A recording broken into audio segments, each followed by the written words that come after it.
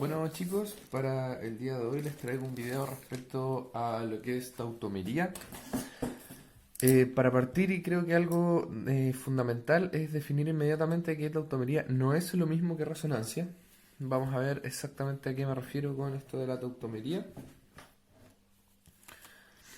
Primero que todo, los tautómeros son isómeros constitucionales que existen en equilibrio entre uno y el otro, y ese equilibrio se logra mediante recolocación de enlaces sigma y enlaces pi.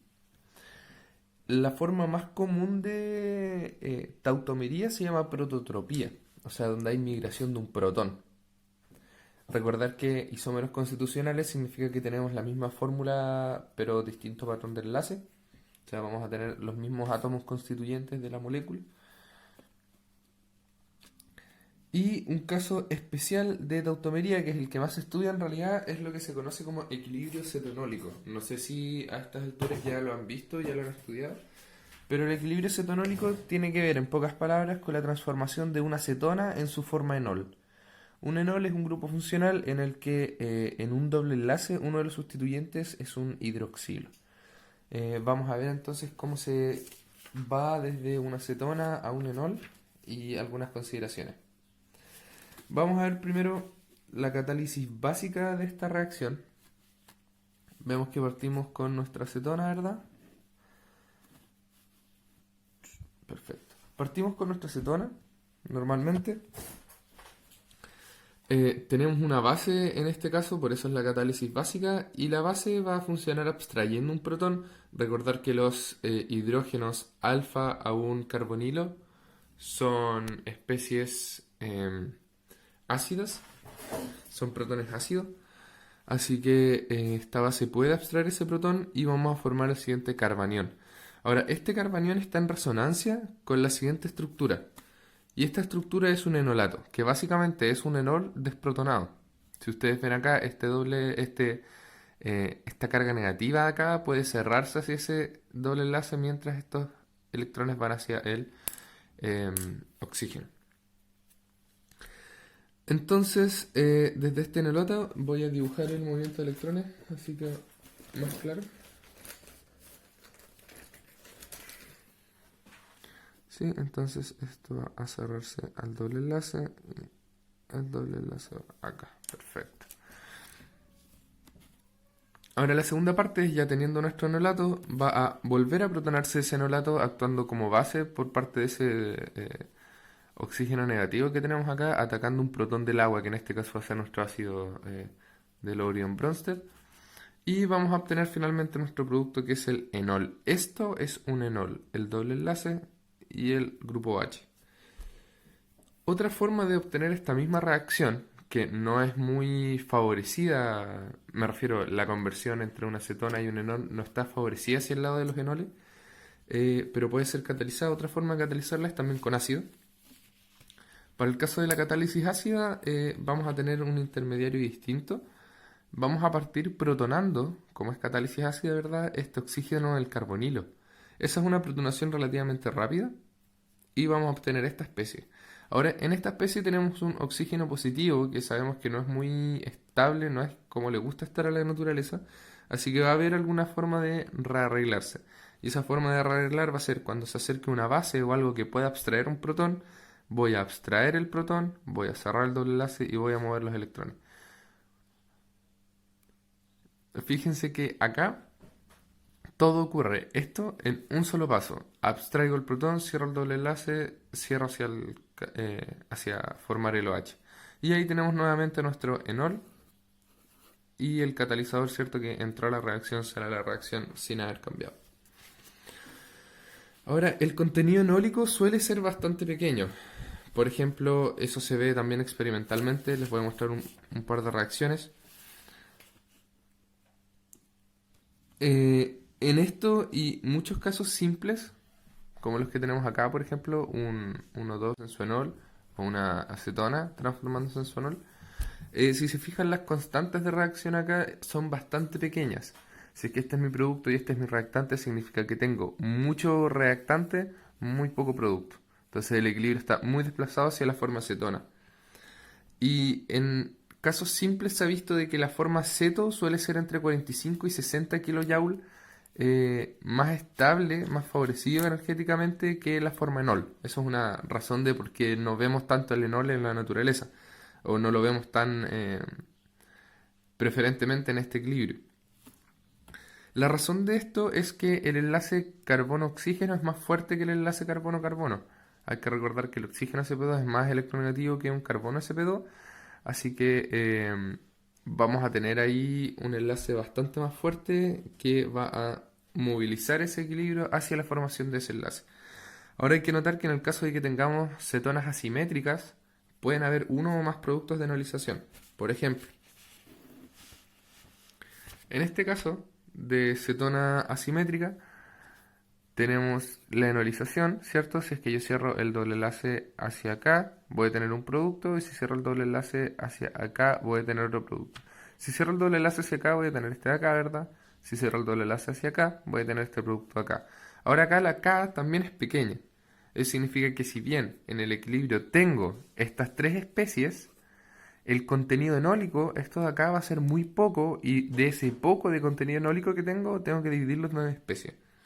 Ahora recuerden que esto no es resonancia, los enoles son especies reales, son especies que se encuentran, uno las puede ver en la naturaleza, en las reacciones, uno las puede separar, que estén en pequeñas cantidades no significa que sean algún tipo de estructura resonante o que no existan realmente o que sean moléculas virtuales como he escuchado por ahí.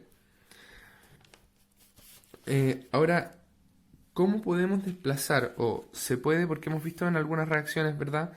Que nosotros podemos desplazar los equilibrios hacia la formación de cierto producto. Cuando veamos, por ejemplo, reacciones de eliminación o sustitución, cuando había una competencia, podíamos mediante la temperatura quizás favorecer una otra reacción.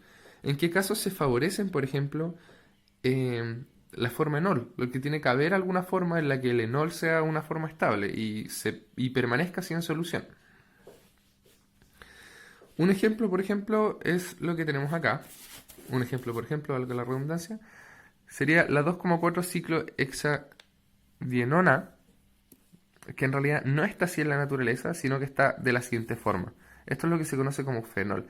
En este caso, la constante de reacción es demasiado grande como para medirse, y esto se debe a la resonancia aromática. Hay que recordar que la propiedad aromática le da a las moléculas alta estabilidad, disminuye mucho su energía, permite alta movilidad de electrones. Por ejemplo, en este caso el fenol puede mover tan bien los electrones que ese protón de acá es ácido también y puede deprotonarse, relocalizando la carga, ¿cierto?, en su anillo. Y este es uno de los casos en los que podemos tener un favorecimiento hacia la forma enol. Cuando tenemos una estructura resonante, siempre va a estar favorecida la estructura resonante frente a la gran mayoría de otras posibilidades. Otra situación que se ha descubierto que es de particular estabilidad para el caso de los enoles es el arreglo que se presenta cuando tenemos dos carbonilos en posiciones 1,3, o sea, tenemos una beta dicetona. Esto hace que las formas cetónica y enólica tengan estabilidades relativamente semejantes y vamos a ver, por ejemplo, una constante de equilibrio bastante más desplazada hacia la forma enol que hacia la forma ceto. Vamos a ver un ejemplo.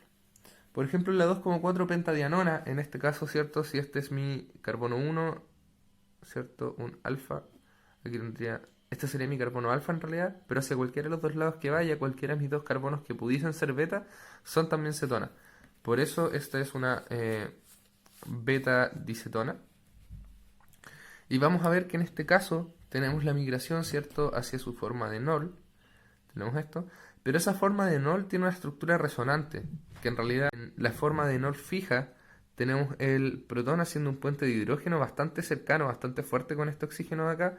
En realidad en la forma resonante tenemos que el protón está a medio camino entre las dos especies.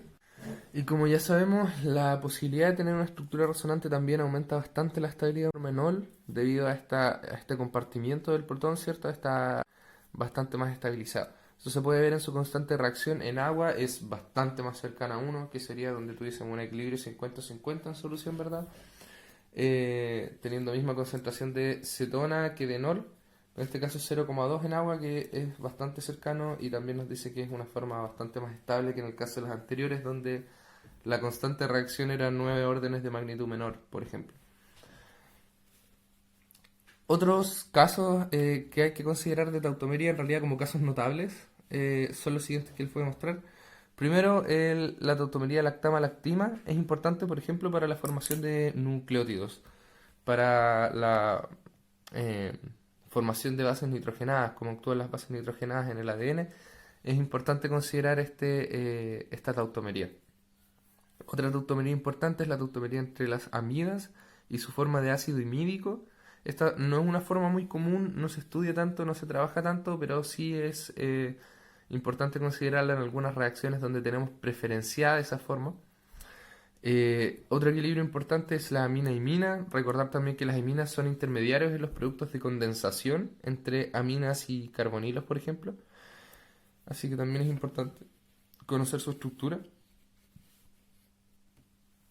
Y otra cosa importante también es el caso de los carbohidratos.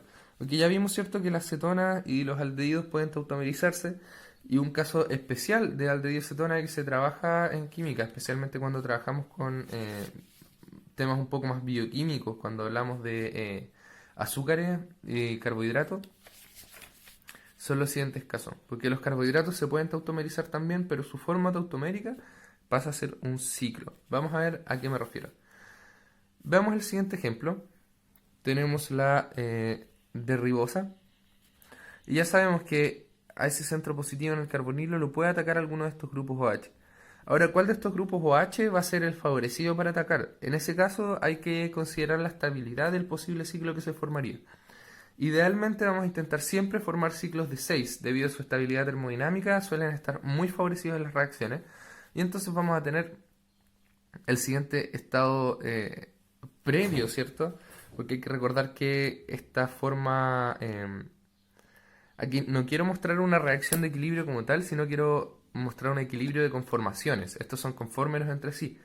Aún no hemos roto enlaces, aún no ha pasado nada al respecto. Pero cuando la disposición de estos electrones del oxígeno está de forma tal que pueden atacar alguna de las dos caras del carbonilo, hay que recordar que son dos caras, así que vamos a tener una mezcla de productos en esa condensación,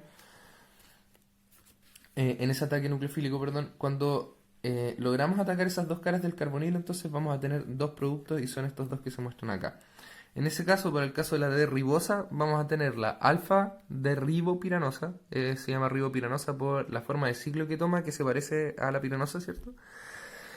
Y vamos a tener la beta de ribopiranosa. Fijarse que el alfa y el beta corresponden a si es que el grupo H de la posición 1, aquí están enumerados los carbonos, espero que se noten bien, este es el 1, 2, 3, 4, 5, este es el carbono 1, 2, 3, 4, 5.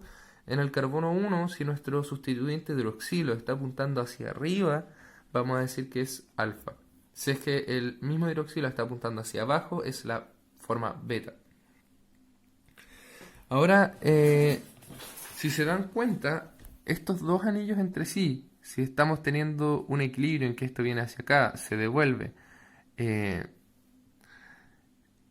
y existe la posibilidad después de volver a pasar por esto, significa que podemos en algún momento interconvertir este anillo en este anillo y viceversa. Ahora, a esa interconversión de un anillo al otro en solución es un efecto conocido, se le conoce como mutarrotación y es especialmente interesante de estudiar en el caso de los azúcares, así que presten atención a esto por favor. Y afecta notablemente a la glucosa, se estudia normalmente con la glucosa. Vamos a ver un ejemplo. Esta de acá es la glucosa, la alfa de glucopiranosa, y vamos a tener sus dos formas cicladas. La alfa de glucopiranosa es uno de los isómeros, ¿verdad? Vamos a transformarlo en su forma de cadena, rompemos ese enlace, volvemos a protonar ese OH, formamos nuevamente el carbonilo y transformamos nuevamente en un ciclo, pero esta vez sería la beta de glucopiranosa. ¿Cuándo ocurre cuál? Únicamente depende de la rotación de este enlace simple de acá, dependiendo de qué cara del carbonilo vamos a entregarle a ese oxígeno. Fíjense que si mi carbonilo está justo como estamos ahora y formo ese enlace, voy a formar una imagen muy similar a la que tenemos acá, perdón. Si es que lo mantenemos justamente así. A la que tenemos acá vamos a quedar con un OH, ¿cierto?, hacia abajo. Pero si giramos este enlace y tenemos el carbonilo hacia arriba, vamos a quedar con un OH hacia arriba. Entonces, esta mutarrotación es importante considerar Recuerden que los anillos de 6 miembros, como les decía, son muy favorecidos energéticamente, por lo que se prefiere su formación. Antes de formar ciclos de 5 o antes de formar cadenas abiertas, es bastante más favorable tener la forma de anillo de 6. Ahora, en este efecto de la mutarrotación se puede ver en soluciones, por ejemplo, de glucosa. Eh, Supongamos que tenemos cristales puros de alfa de glucopiranosa y los ponemos en solución. Vamos a ver que en solución, después de un tiempo, vamos a tener la misma cantidad de glucopiranosa, de alfa de glucopiranosa, que de beta de glucopiranosa. Y esto es una de las pruebas más claras de que existe esta conversión y de que es una interconversión relativamente rápida. O sea, en esa solución vamos a tener la misma actividad óptica si es que partimos con uno de los isómeros o con el otro y dejamos pasar el tiempo, se va a obtener lo mismo. Lo último que quiero comentar respecto a la tautomería es un tipo de reacción particular y bastante importante porque nos permite formar enlaces carbono-carbono. Y esa reacción es la que se conoce como condensación aldólica. ¿Por qué la nombro acá? Porque para la condensación aldólica es fundamental uno de los intermediarios de la tautomería cetonólica que vimos delante, que es el caso del enolato. Solo para recordar, el enolato sería la forma de enol, pero con su protón abstraído, o sea, sería la base conjugada de un enol. Y eso es todo por hoy, espero hayan entendido el concepto de tautomería. Recuerden estos detalles, ¿cierto?, que hay que tener en consideración. Y cualquier duda que tengan, cualquier inquietud, háganla saber también y la discutimos en su momento.